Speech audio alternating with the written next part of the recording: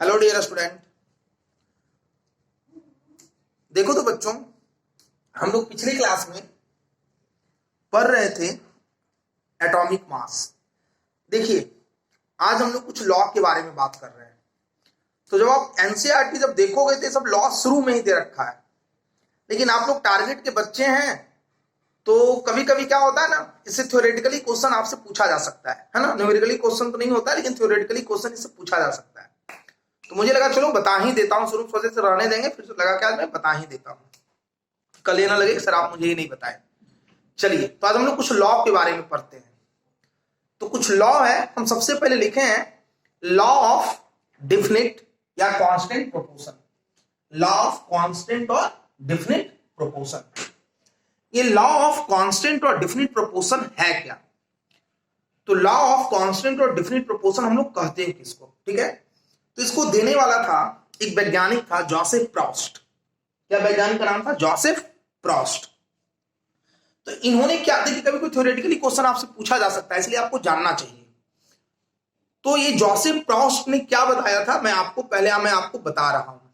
उन्होंने बताया था कि किसी भी कंपाउंड को प्राप्त करने के अलग अलग तरीके हो सकते हैं। मतलब any compound obtained by irrespective method, मतलब किसी भी कंपाउंड को हम डिफरेंट तरीके से प्राप्त कर सकते हैं, लेकिन उस कंपाउंड में जो एटम्स होंगे, उस कंपाउंड में जो एटम्स होंगे, उस एटम्स के जो मास का रेशियो होगा वो ऑलवेज कांस्टेंट होगा। मैंने क्या बताया कि किसी भी कंपाउंड को प्राप्त करने के तरीके अलग अलग हो सकते हैं। तो किसी भी कंपाउंड को प्राप्त करने के तरीके अलग अलग हो सकते हैं, लेकिन उस कंपाउंड में जो एटम्स होगा, उस एटम्स के जो मास का रेशियो होगा वो कांस्टेंट होगा। ठीक है? तो पहले मैं स्टेटमेंट एक साथ लिख दिया इकट्ठा कि टाइम ना लगे, मैं फिर इसको एक्सप्लेन, मैं पहले इसको लिख देता हूं, मैं इसको पहले पढ़ देता हूं। क्या बोलता है लॉ ऑफ कांस्टेंट और डेफिनिट प्रोपोर्शन? क्या कहता है कि all chemical compound are found to have constant composition. All chemical compounds are found to have constant composition irrespective of their method of preparation और सोर्सेज। मतलब जितने भी कंपाउंड में उसके जो कंपोजिशन होंगे, कंपोजिशन का मतलब होता है कि जिससे वो मिलकर बना है, वो क्या होगा? कांस्टेंट होगा। वो चाहे उसके ऑब्टेन होने के तरीके अलग अलग हो। हम इसको एक्सप्लेन भी करेंगे, एग्जांपल भी देंगे। ठीक है? अभी पहले मैं स्टेटमेंट लिख दिया हूं, उसको समझा दिया हूं। ठीक है? दूसरा क्या एक लॉ है? एक लॉ है लॉ ऑफ मल्टीपल प्रोपोर्शन। तो ये लॉ ऑफ मल्टीपल प्रोपोर्शन क्या कहता है? लॉ ऑफ मल्टीपल प्रोपोर्शन क्या कहता है? मैं पहले इसको मैं पढ़ देता हूं, उसको लिख लेना, फिर हम एक्सप्लेन करते हैं। कहता है when one element combined with other element to form two और more than two different compound, the mass of one element which combined with a constant, the mass of other bear a simplest ratio to one on another। हम इसको explain करेंगे, घबराना नहीं है। पहले इस statement को लिख लो कि when one element combined with other element to form two or more than two different compound, the mass of one element which combines with a constant mass of other bear a simple ratio to one another, है ना? इसको लिख लो, हम लोग समझते हैं बारी बारी से ये होता क्या है ना? आप लोग इसको नोट कर लेना, हम लोग समझते हैं। इसको देने वाला साइंटिस्ट का नाम था डाल्टन।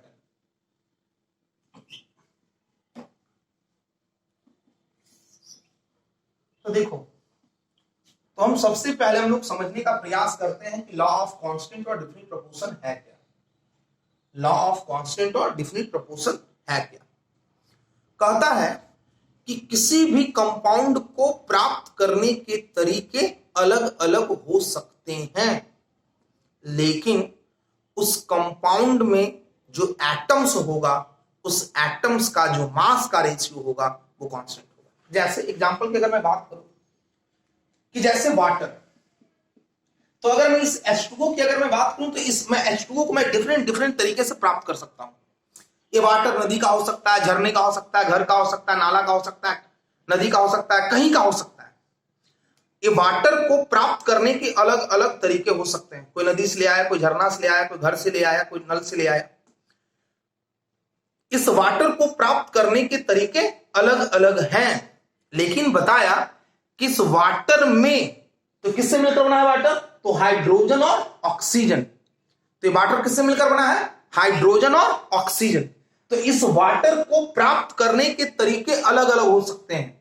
इस वाटर को प्राप्त करने के तरीके अलग अलग हो सकते हैं, लेकिन इस वाटर में जो हाइड्रोजन और ऑक्सीजन है, तो इस वाटर में जो हाइड्रोजन और ऑक्सीजन है उसके जो मास का रेशियो होगा वो ऑलवेज कांस्टेंट होगा। चाहे water obtained by river, lake, pond, but mass ratio of hydrogen and oxygen will be always. तो देखो, तो हाइड्रोजन और ऑक्सीजन की अगर मैं बात करूं तो हाइड्रोजन कितना? 2 और ये 16, तो क्या हो गया? 1:8। तो अगर आपसे कहीं पूछ देता कि वाटर है, अगर आपसे एग्जांपल पूछ देता कि वाटर है और वाटर बोलता कि हाइड्रोजन और ऑक्सीजन है, तो वाटर हाइड्रोजन और ऑक्सीजन है और इसका जो मास का रेशियो है वो कांस्टेंट है। लेकिन ये जो वाटर है वो डिफरेंट डिफरेंट तरीके से प्राप्त हुआ है। कहीं बोलता कि वाटर रिवर से प्राप्त हुआ है, लेक से प्राप्त हुआ है, पॉन्ड से प्राप्त हुआ है, मतलब वाटर रिवर से आ रहा है, पॉन्ड से आ रहा है, लेक से आ रहा है, मतलब वाटर रिवर से आया, पॉन्ड से आया, लेक से आया। लेकिन बोलता कि हाइड्रोजन और ऑक्सीजन जो है उसका मास का रेशियो कांस्टेंट है। तो अगर हाइड्रोजन और ऑक्सीजन का अगर मास का रेशियो अगर कांस्टेंट है, हाइड्रोजन और मास का रेशियो अगर कांस्टेंट है, तो बोलता किसको फॉलो कर रहा है? तो बोलेंगे लॉ ऑफ कांस्टेंट और डेफिनेट प्रोपोर्शन को फॉलो कर रहा है। अगर कहीं पे क्वेश्चन ये बोले कि वाटर हम रिवर से प्राप्त करते हैं, पॉन्ड से प्राप्त करते हैं, लेक से प्राप्त करते हैं, फिर भी मतलब वाटर को हम डिफरेंट डिफरेंट तरीके से ला रहे हैं। वाटर को प्राप्त करने का सोर्सेज क्या है? अलग अलग है, लेकिन जो उस वाटर में हाइड्रोजन और ऑक्सीजन का अगर मास का रेशियो अगर कांस्टेंट है, तो उस हाइड्रोजन में अगर उस वाटर में अगर हाइड्रोजन और ऑक्सीजन का अगर मास का रेशियो अगर कांस्टेंट है, तो अगर आपसे पूछता कि बताओ भाई वो किसको फॉलो कर रहा है, तो हम क्या कहेंगे मेरे भाई? हम कहेंगे कि लॉ ऑफ कांस्टेंट और डेफिनिट प्रोपोर्शन को फॉलो कर रहा है। ठीक है, इसका एग्जांपल लिख सकते हो जैसे water obtained by river, lake, pond, but mass ratio of hydrogen and oxygen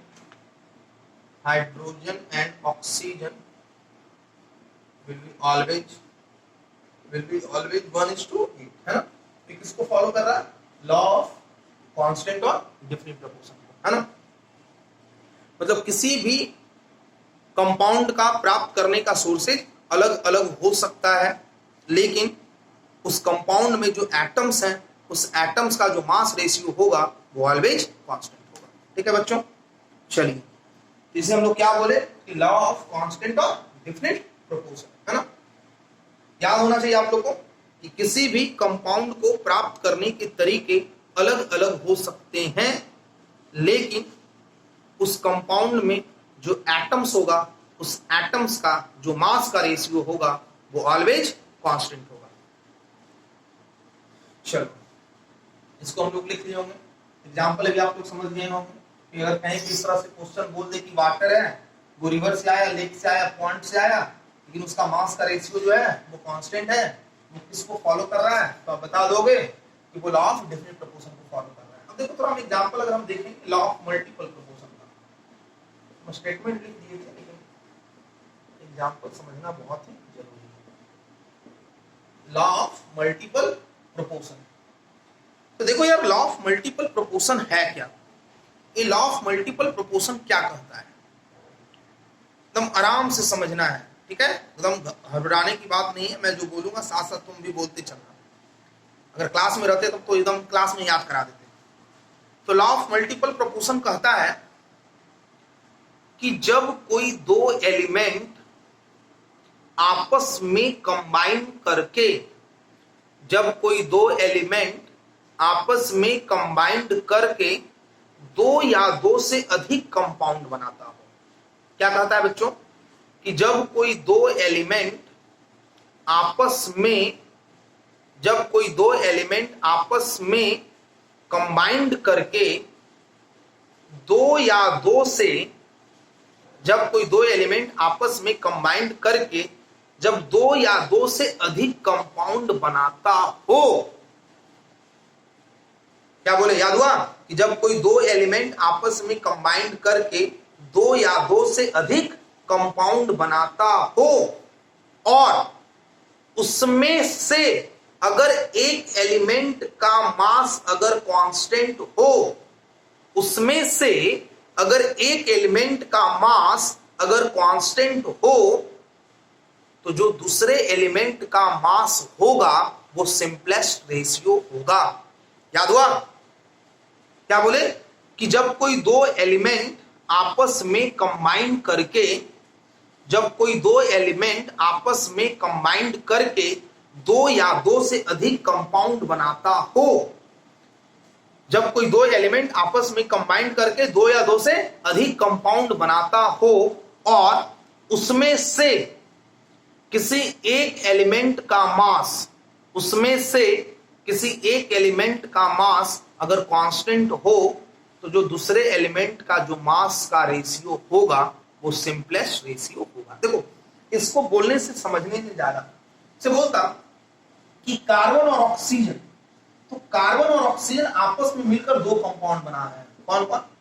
CO और CO2। समझना है बात? आपको बोल देगा कि इस तरह की कौन लॉ को फॉलो कर रहा है, तो कंफ्यूज मत होना। तो क्या बोल रहा है कि कार्बन और ऑक्सीजन मिलकर दो कंपाउंड बनाए। कौन कौन? एक CO और दूसरा CO2। कार्बन और ऑक्सीजन मिलकर आपस में दो कंपाउंड बना रहा है। कौन कौन? एक CO और दूसरा CO2। समझना है? बोलता है कि जब कोई दो एलिमेंट आपस में कंबाइंड करके दो या दो से अधिक कंपाउंड बनाता हो, तो ये दो एलिमेंट है, तो दो एलिमेंट कार्बन और ऑक्सीजन आपस में कंबाइंड करके दो कंपाउंड बनाया। कौन? CO और CO2। उसमें से अगर एक एलिमेंट का मास, उसमें से अगर एक एलिमेंट का मास अगर कांस्टेंट हो, उसमें से अगर एक एलिमेंट का मास अगर कांस्टेंट हो, तो दूसरे एलिमेंट का जो मास का रेशियो होगा वो सिंपलेस्ट रेशियो होगा। तो देखो, कार्बन और ऑक्सीजन आपस में मिलकर दो कंपाउंड बनाया। कौन? एक CO और दूसरा कौन? CO2। एक कार्बन और ऑक्सीजन आपस में मिलकर दो कंपाउंड बनाया। कौन? एक CO और दूसरा CO2। उसमें से अगर एक एलिमेंट का मास अगर कांस्टेंट हो, तो उसमें से एक एलिमेंट कौन है भाई? उसमें से एक एलिमेंट कार्बन है, तो कार्बन यहां भी 12 और यहां भी कार्बन 12। तो दूसरा एलिमेंट कौन है? ऑक्सीजन। यहां पे ऑक्सीजन कितना? 16 और यहां पे ऑक्सीजन कितना? 32। तो बोलता है कि जो दूसरे एलिमेंट का जो मास का रेशियो होगा वो सिंपलेस्ट होगा। जो दूसरे एलिमेंट का जो मास का रेशियो होगा वो क्या होगा? सिंपलेस्ट होगा। तो दूसरे एलिमेंट का मास का रेशियो यहां पे कितना है? ये 16 है, ये कितना है? 32 है। तो देखो, तो दूसरे एलिमेंट का मास का रेशियो 16:32, 1:2 है या नहीं है? ये सिंपलेस्ट है या नहीं है? तो बिल्कुल सिंपलेस्ट है। दूसरे एलिमेंट का जो मास का रेशियो होगा वो क्या होगा? सिंपलेस्ट होगा। तो देख लो, तो जो दूसरा एलिमेंट ऑक्सीजन है, इसका मास का रेशियो सिंपलेस्ट है या नहीं है? तो बिल्कुल सिंपलेस्ट है। ये 16 और 32 कितना हो गया? 1:2। तो समझ रहे हैं बातों को? तो क्या बोला कि जब कोई दो एलिमेंट आपस में कंबाइंड करके, जब कोई दो एलिमेंट आपस में कंबाइंड करके दो या दो से अधिक कंपाउंड बनाता हो और उसमें से अगर किसी एक एलिमेंट का मास अगर कांस्टेंट हो, तो दूसरे एलिमेंट का जो मास का रेशियो होगा वो सिंपलेस्ट होगा। दूसरे एलिमेंट का जो मास का रेशियो होगा वो क्या होगा? सिंपलेस्ट होगा, है ना? तो अब देखो, तो और अगर हम एग्जांपल देखें, जैसे हम बात करें कि NO एंड NO2 का, है ना। यहीं पे हम लोग लिखते हैं। तो अगर हम दूसरा एग्जाम्पल देखें, जैसे मान लेते हैं ये NO है ना, और ये NO2। अब देखो तो अगर मान लेते हैं कि NO है और ये NO2 है, तो दो एलिमेंट कौन कौन, ये नाइट्रोजन और ऑक्सीजन, ये नाइट्रोजन और ये ऑक्सीजन। तो ये नाइट्रोजन ऑक्सीजन आपस में कंबाइंड करके क्या कर रहा है, दो या दो से अधिक कंपाउंड बना रहा है। जब नाइट्रोजन और ऑक्सीजन आपस में कंबाइंड करके दो या दो से अधिक कंपाउंड बना रहा है, तो दो या दो से अधिक कंपाउंड क्या बना रहा है, एक तो NO बना रहा है, दूसरा NO2 बना रहा है। ये नाइट्रोजन और ऑक्सीजन आपस में कंबाइंड करके दो या दो से अधिक कंपाउंड बना रहा है। उसमें से एक एलिमेंट का मास अगर कांस्टेंट है, तो यहां भी नाइट्रोजन कितना, तो यहां भी नाइट्रोजन 14, यहां भी नाइट्रोजन कितना 14, तो यहां भी नाइट्रोजन 14 और यहां भी नाइट्रोजन 14, दोनों जगह एक एलिमेंट का मास कांस्टेंट है। जो दूसरा एलिमेंट है, तो यहां 16 और यहां 32, तो क्या हो जाएगा, ये ऑक्सीजन 16 और ये ऑक्सीजन 32, तो क्या हो जाएगा 1:2। बताओ सिंपलेस्ट रेशियो है या नहीं है, सिंपलेस्ट रेशियो है भाई। तो क्या बोले कि लॉ ऑफ मल्टीपल प्रोपोर्शन कहता है कि जब कोई दो एलिमेंट आपस में कंबाइंड करके, जब कोई दो एलिमेंट आपस में कंबाइंड करके दो या दो से अधिक कंपाउंड बनाता हो और उसमें से किसी एक एलिमेंट का मास अगर कांस्टेंट है, उसमें से अगर किसी एक एलिमेंट का मास अगर कांस्टेंट है, तो दूसरे एलिमेंट का जो मास का रेशियो होगा वो सिंपलेस्ट होगा। दूसरे एलिमेंट का जो मास का रेशियो होगा वो क्या होगा, सिंपलेस्ट होगा, है ना। अब देखिए इसके कुछ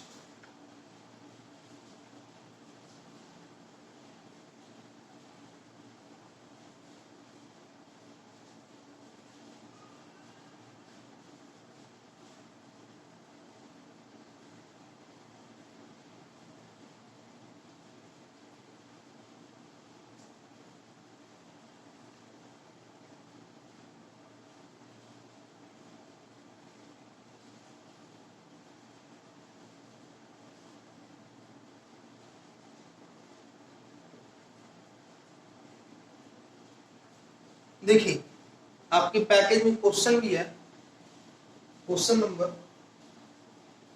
46। हम लोग और क्वेश्चन कुछ करेंगे, है ना, घबराने की बात नहीं है। पहले हम लोग इसको लिखते हैं जो आपके पैकेज में क्वेश्चन नंबर 46 है।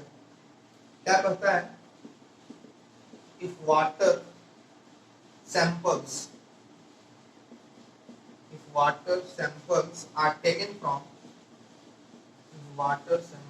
are taken from sea, rivers, clouds, lake or snow, they will be found to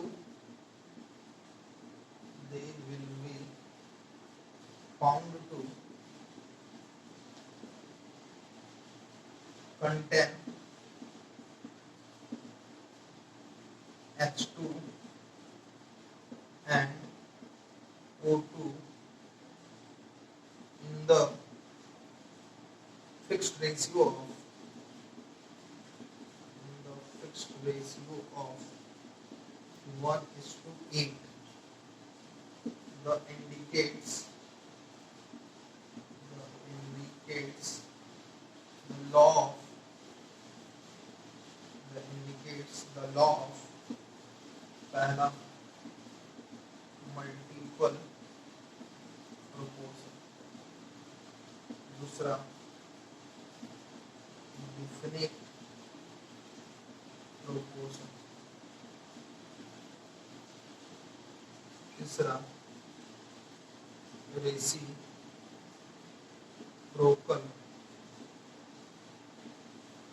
proportion, चौथा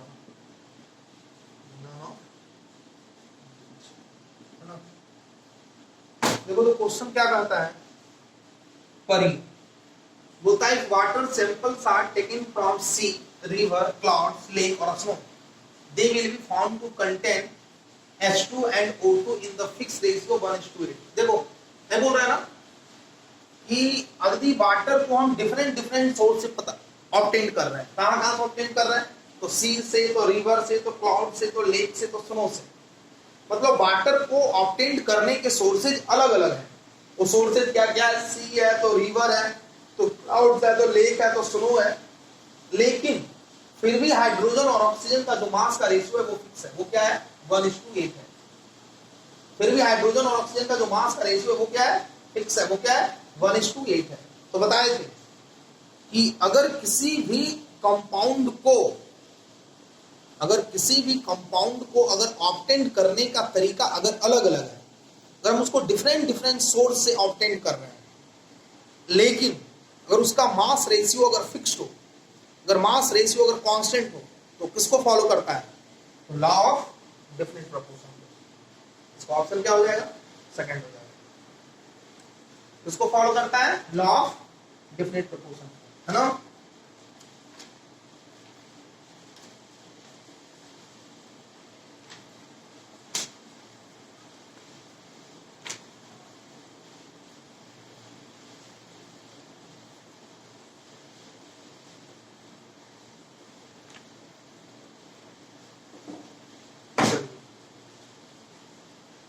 और भी अभी देखेंगे, घबराने की बात नहीं है।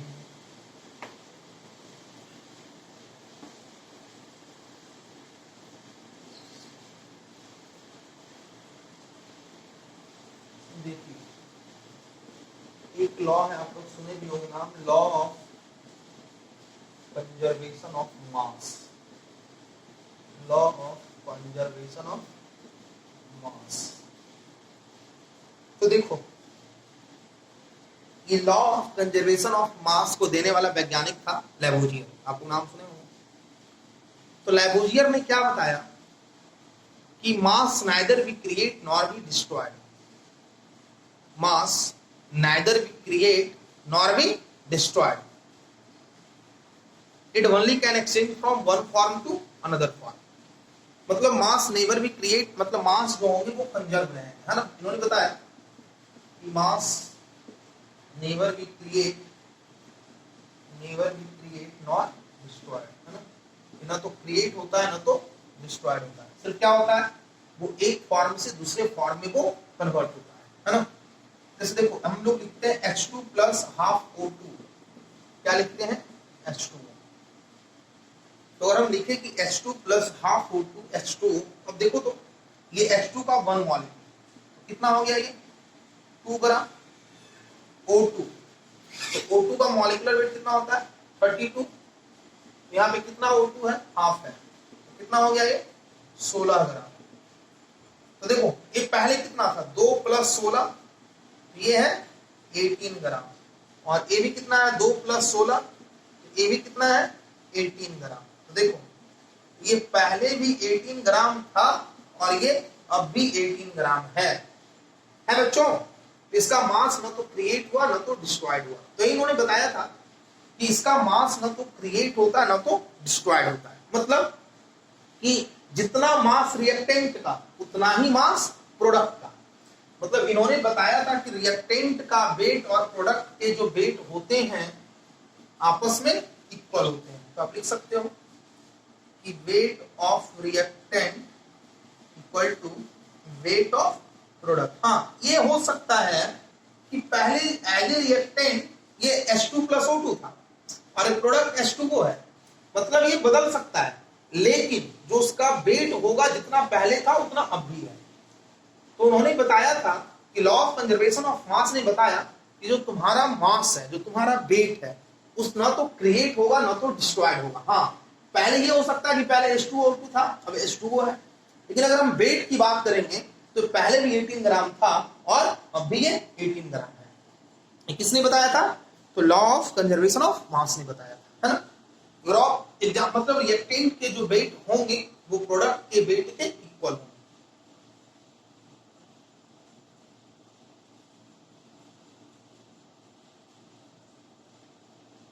दूसरे एग्जाम्पल का अगर हम बात करें तो हम दूसरा एग्जाम्पल क्या ले सकते हैं, जैसे देखो तो अगर हम लिखें CaCO3 on heating CaO plus CO2, तो अगर हम अभी देखें तो कैल्शियम का 40 ग्राम, कार्बन का 12 और ऑक्सीजन का 48, कितना हो गया है 100 ग्राम। कैल्शियम एक कितना 40 प्लस 16, ये कितना 12 प्लस 32, ये कितना हो गया ये 56 प्लस 44, कितना हो गया 100 ग्राम, है ना। और ये भी कितना हो गया 100 ग्राम।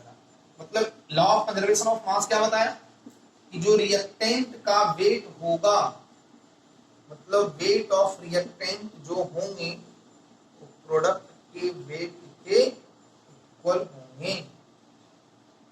जो रिएक्टेंट के जो वेट होगा वो प्रोडक्ट के वेट का इक्वल होगा। मतलब कंजर्वेशन ऑफ मास कहता है कि रिएक्टेंट के वेट और प्रोडक्ट के वेट जो होंगे वो आपस में इक्वल होंगे, है ना। चलो, और अब कुछ एग्जाम्पल अगर हम देखें इसमें कुछ क्वेश्चंस के रूप में,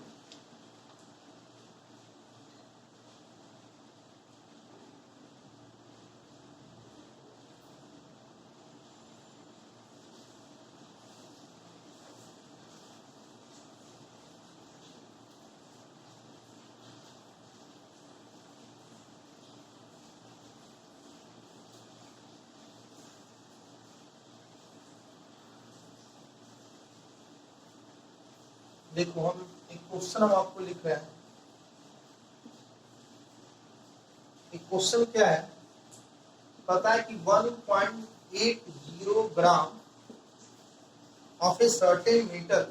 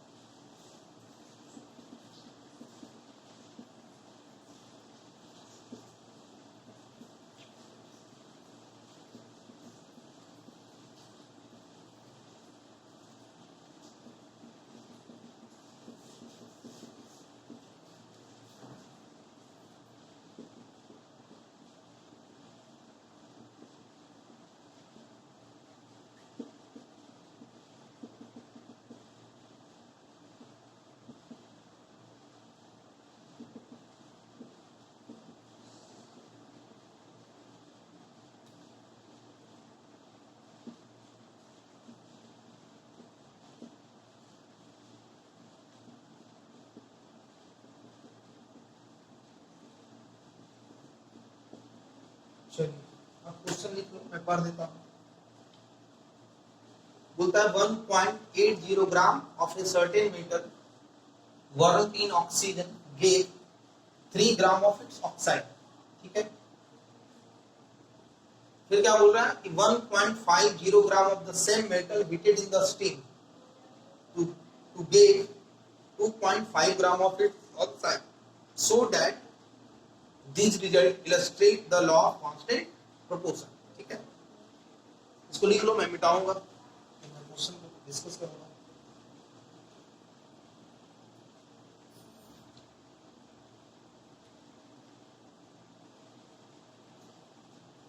लिख लिए, देखिए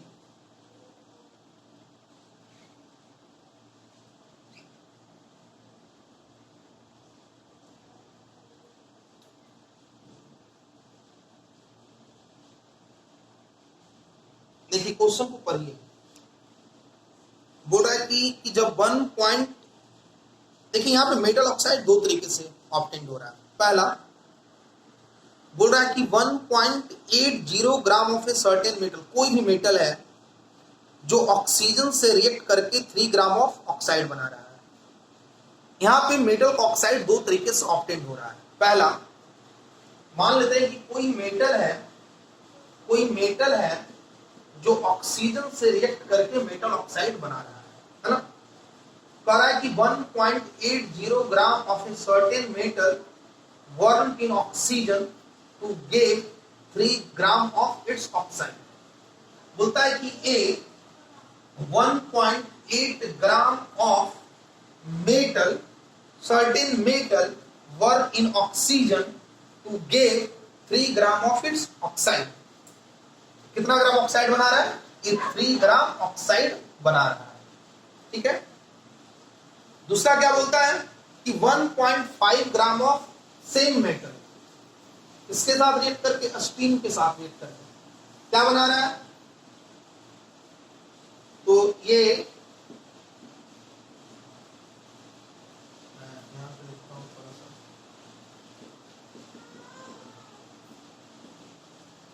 ये 1.50 gram of the same metal heated in अस्टीन to give 2.5 gram of its oxide. कितना gram? 2.5 gram of its oxide.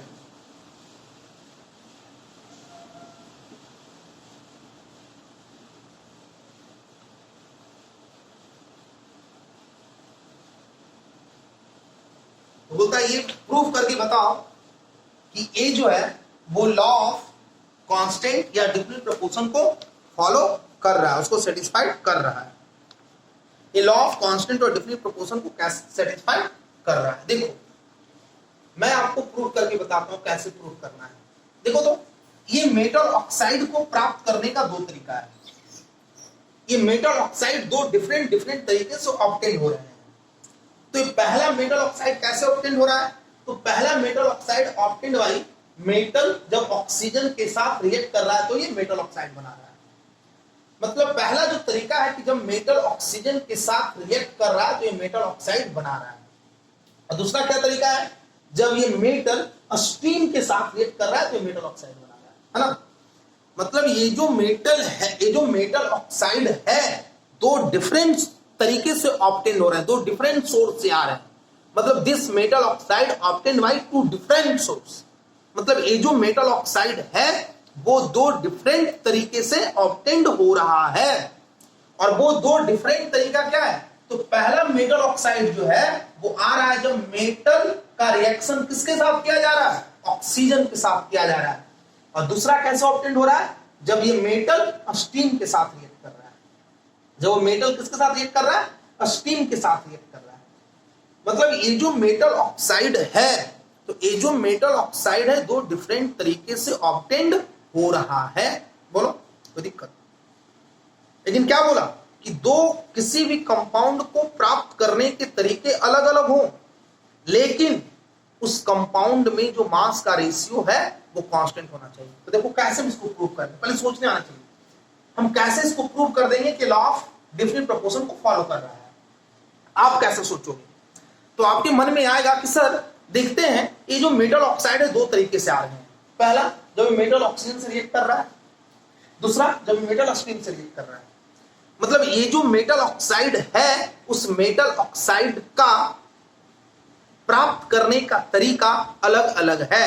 लेकिन अगर दोनों में, मतलब अगर यहां भी वेट ऑफ मेटल और वेट ऑफ ऑक्सीजन, और यहां भी वेट ऑफ मेटल और वेट ऑफ ऑक्सीजन, मतलब दोनों जगह मेटल और ऑक्सीजन का वेट का रेशियो अगर सेम आ जाए, अगर दोनों जगह मेटल और ऑक्सीजन का वेट का रेशियो अगर सेम आ जाए तो हम इसको प्रूव कर सकते हैं कि वो लॉ ऑफ डिफरेंट प्रोपोर्शन को फॉलो कर रहा है। अगर दोनों जगह मेटल और ऑक्सीजन का वेट का रेशियो अगर सेम आ जाए तो हम इस बात को प्रूव कर सकते हैं कि वो लॉ ऑफ कांस्टेंट और डिफरेंट प्रोपोर्शन को फॉलो कर रहा है। बोलो कर सकते हैं या नहीं कर सकते हैं? बोलेगा सर बिल्कुल कर सकते हैं। तो लॉ ऑफ डिफरेंट प्रोपोर्शन को क्या कर देंगे? फॉलो कर रहा है। ठीक है। अब देखो तो मेरे भाई, देखो थोड़ा, है ना। तो अगर मैं बात करूं कि वेट ऑफ मेटल और वेट ऑफ, अगर हम यहां पे निकालें तभी हम लोग क्या करें कि law of conservation of mass. तो law of conservation of mass क्या कहता है कि रिएक्टेंट के वेट जो होगा वो प्रोडक्ट के वेट के इक्वल होगा, है ना। तो रिएक्टेंट के वेट जो होंगे वो प्रोडक्ट के वेट के इक्वल होंगे। तो यहाँ क्या हो जाएगा, weight of metal plus weight of oxygen बराबर वेट ऑफ मेटल ऑक्साइड। यहाँ पे वेट ऑफ ऑक्सीजन क्या हो जाएगा, weight of metal oxide minus weight of metal. तो weight of metal oxide 3 minus 1.8 तो कितना हो गया, 1.2 ग्राम, है ना। तो यहाँ पे अगर आप रेशियो निकालोगे तो weight of metal upon weight of oxygen, तो वेट ऑफ मेटल कितना 1.8 अपॉन 1.2, है ना। तो पॉइंट से पॉइंट गया मेरे भाई, क्या हो गया 3 6 टाइम 4 टाइम्स 2 3, है ना। तो हो गया मतलब 3:2, तो 1.5:1, है ना। अगर सेम रेशियो अगर इस मेटल ऑक्साइड में भी हो, तो अगर सेम रेशियो अगर इस मेटल ऑक्साइड में भी हो मेटल और ऑक्सीजन का, तो हम समझेंगे कि वो लॉ ऑफ कांस्टेंट और डिफिनिट प्रोपोर्शन को सेटिस्फाई कर रहा है। तो हम लोग निकालते हैं, यहां लिखोगे wait of metal plus weight of steam बराबर वेट ऑफ मेटल ऑक्साइड, है ना। तो क्या लिख सकते हो यहाँ पे, स्टीम जस्ट लाइक O2, है ना। यहाँ पे आप लिख सकते हो, यहाँ पे वेट ऑफ ऑक्सीजन क्या हो जाएगा, तो क्या हो जाएगा भाई, मेटल ऑक्साइड को मेटल ऑक्सीजन से मिलकर बना होगा ना। यहाँ पे अगर आप निकालोगे वेट ऑफ ऑक्सीजन, तो weight of metal oxide 2.5 minus 1.5। Metal oxide किससे मिलकर बना है, मेटल और ऑक्सीजन से। तो उसमें 2.5 ग्राम मेटल ऑक्साइड है, मेटल कितना ग्राम है 1.5 ग्राम है, तो मेटल ऑक्सीजन कितना हो जाएगा 1 ग्राम हो जाएगा। तो अगर आप यहाँ पे रेशियो अगर लोगे तो weight of metal upon weight of oxygen, तो कितना हो जाएगा 1.5 अपॉन, तो weight of metal upon weight of oxygen कितना हो गया, देखो यहाँ भी 1.5:1। ये दोनों जगह मेटल और ऑक्सीजन का रेशियो क्या आ रहा है, सेम आ रहा है। और अगर दोनों जगह मेटल और ऑक्सीजन का रेशियो सेम आ रहा है तो हम क्या समझेंगे कि वो लॉ ऑफ कांस्टेंट और डिफिनिट प्रोपोर्शन को सेटिस्फाइड कर रहा है। यही मुझे बोल रहा था कि तुम प्रूव करके बताओ कि लॉ ऑफ कांस्टेंट और मल्टीपल प्रोपोर्शन को सेटिस्फाइड कर रहा है। तो हमने प्रूव करके दिखाया कि लॉ ऑफ कांस्टेंट और मल्टीपल प्रोपोर्शन को सेटिस्फाइड कर रहा है।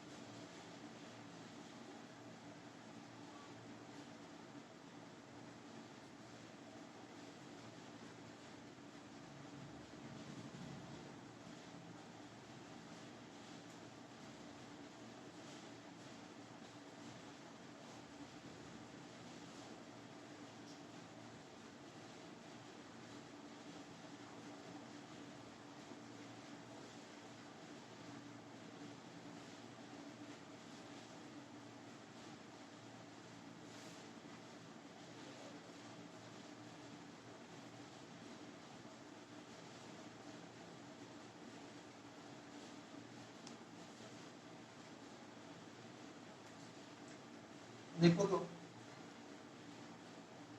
समझ गए, लॉ ऑफ डेफिनिट प्रोपोर्शन क्या है ना।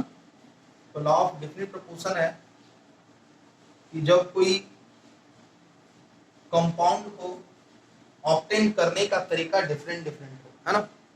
तो जब कोई कंपाउंड को ऑब्टेन करने का सोर्सेज अलग अलग हो, तो जब कोई कंपाउंड डिफरेंट डिफरेंट सोर्स से ऑब्टेन हो रहा हो, लेकिन उसमें प्रेजेंट जो एटम्स है अगर उसका मास का रेशियो अगर सेम है, वो लॉ ऑफ कांस्टेंट या डिफरेंट प्रोपोर्शन को फॉलो करेगा। जैसे देखिए तो आपके एग्जांपल है क्वेश्चन नंबर 45 है ना, तो बोलता है क्या कि hydrogen and oxygen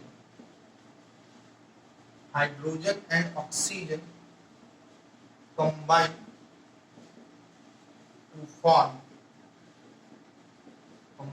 to form H2O2 and H2O. Hydrogen and oxygen combine to form H2O2 and H2O containing 5.93% and 11.2% hydrogen respectively.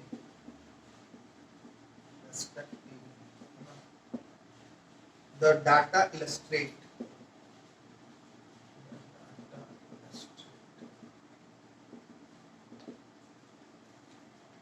क्या बोलता है पहला कि law of conservation of mass,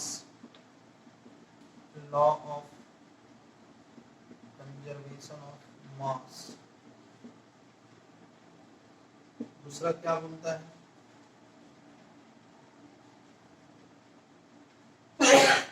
law of constant proportion,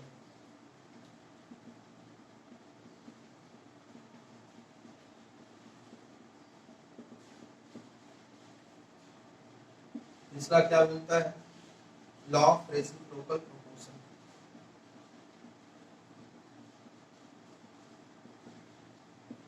D क्या बोलता है law of multiple proportion.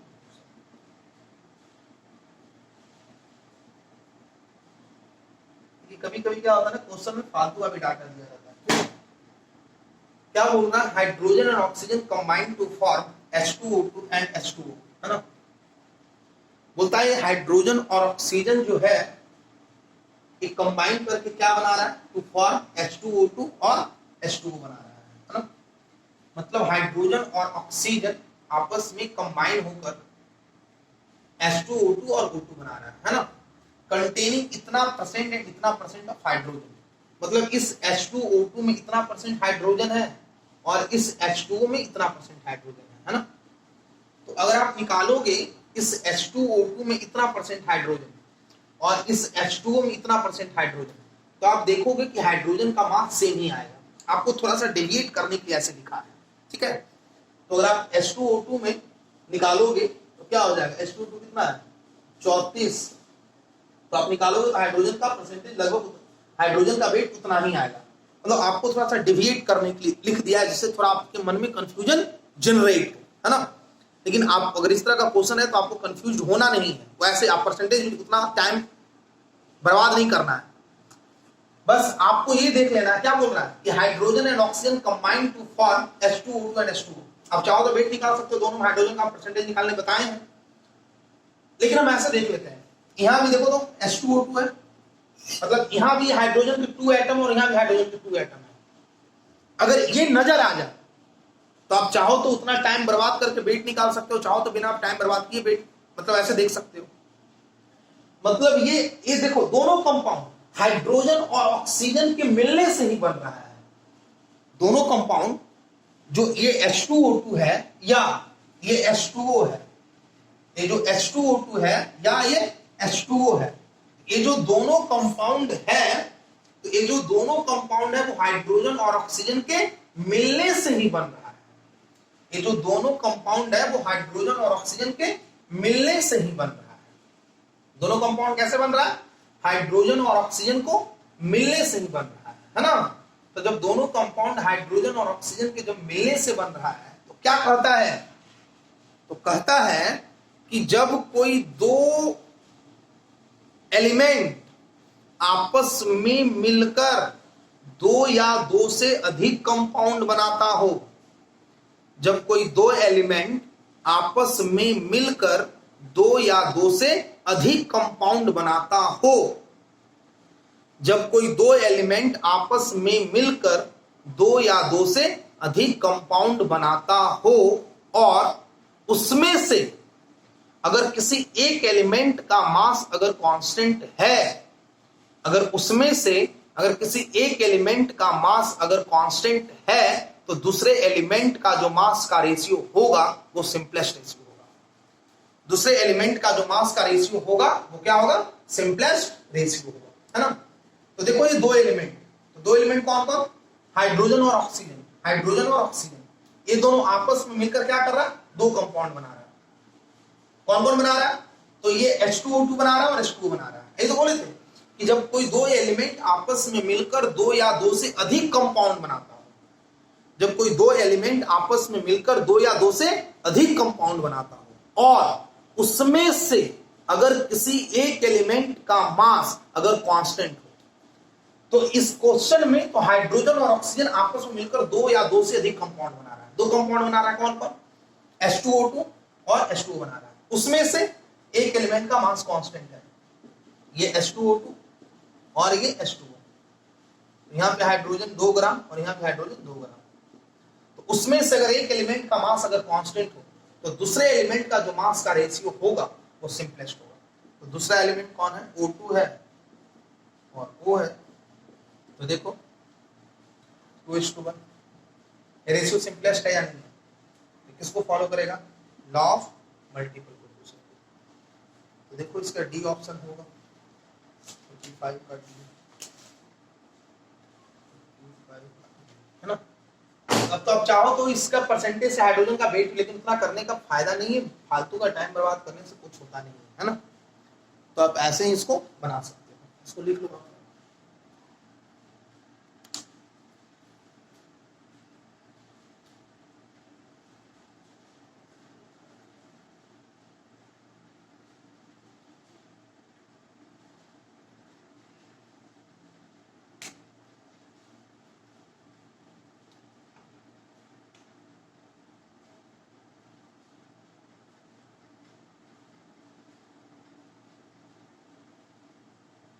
देखिए मैं उम्मीद करता हूँ कि आप लोग बना रहे होंगे, है ना। क्वेश्चन में कुछ है नहीं, आप बहुत ही पैकेज आप लोग बनाइए, है ना।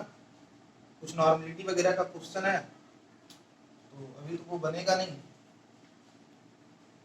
हम लोग पढ़े नहीं है ना।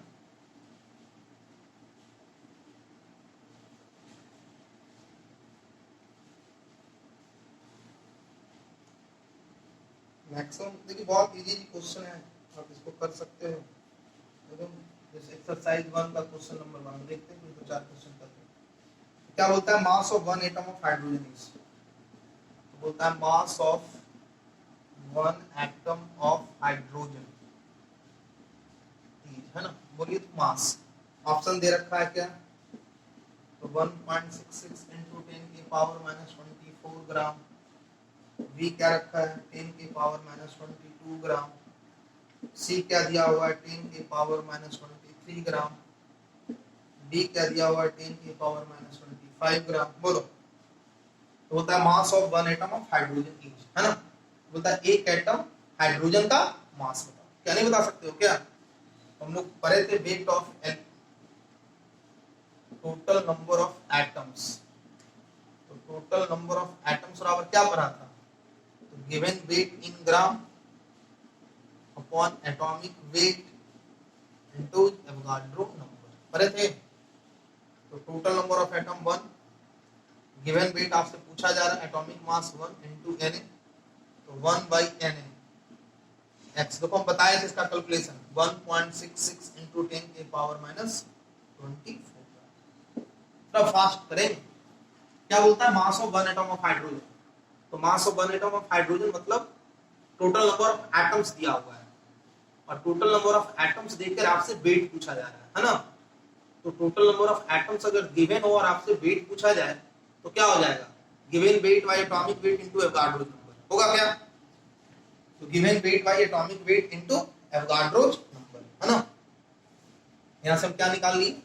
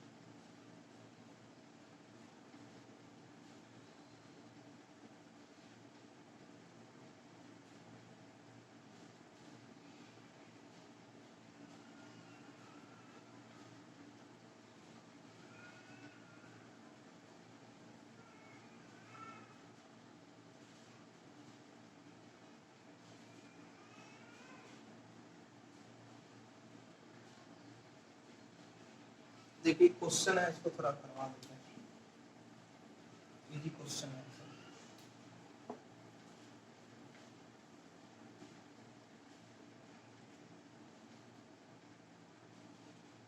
क्वेश्चन नंबर 21 क्या बोलता है, equal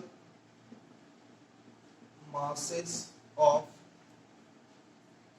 O2, H2 and CH4 are taken in a container. Taken in container. The respective mole ratio. The respective mole ratio of these gases. These gases in container is. These gases in container is, है ना? क्या बोलता है? Equal mass of O2, H2 and CH4 are taken in container, है ना? मतलब O2, H2 और CH4 का हम इक्वल मास ले रहे हैं। तो क्या बोल रहा है, इसका मोल रेशियो बताओ। इजीली बता सकते हैं।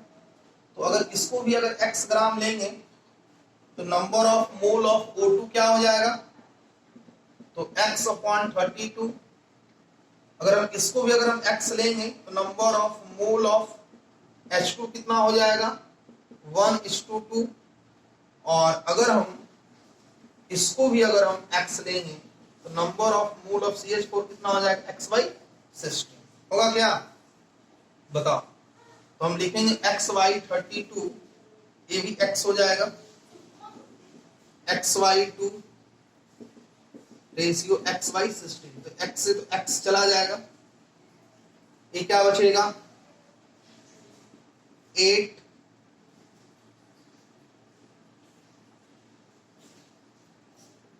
1 और 16। अब देखो ऊपर भी 1 है तो 1/16 1/1/1:8। अगर इसको आप रिवर्स भी करोगे तो आपका वही रह जाएगा, क्यों, क्योंकि ऊपर में 1 है ना। तो आपका आंसर क्या हो जाएगा 16।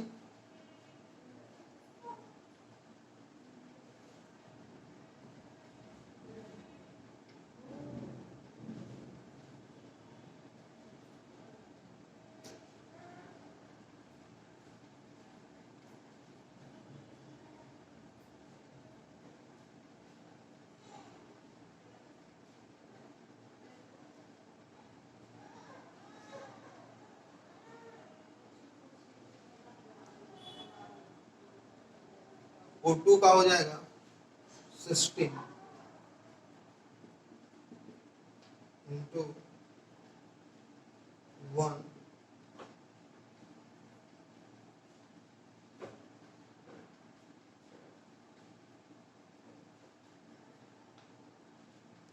इसको हम काटेंगे तो O2 है ना, O2 CH4 in container है ना। The respective mole ratio is gases in container respective, इसका मोल रेशियो क्या हो जाएगा x/32 x/1 x/2 x/4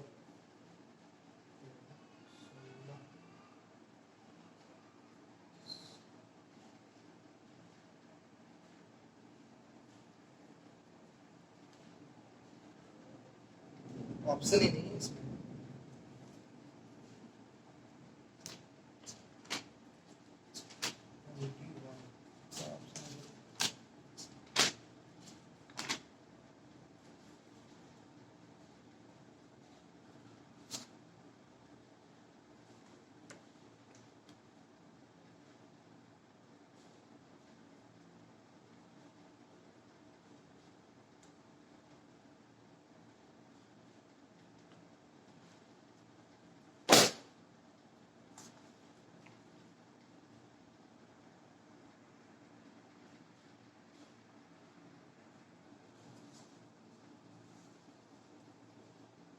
देखो सॉरी, हम लोग इसको गलत तरीके से हम लोग इसको बना रहे हैं, है ना। इसको हम लोग सोल्व हम लोग गलत तरीके से कर रहे हैं। तो क्या हो जाएगा ये x/32 x/2 और x/16, ठीक है। अगर इस तरह का कैलकुलेशन करना हो ना तो क्या हो जाएगा, जो सबसे बड़ा है ना उसमें ऊपर से मल्टी तो कट जाएगा। तो अगर 32 से अगर मल्टीप्लाई करते हो सब में तो 32 और 32 सबसे बड़ा से मल्टीप्लाई तो क्या हो जाएगा 1, ये क्या हो जाएगा 16 और ये क्या हो जाएगा 2। तो 1:16:2 है ना। तो 1:16:2 तो ये हो जाएगा आपका ऑप्शन। कौन सा ऑप्शन है 1:16:2, ये ऑप्शन होना चाहिए 21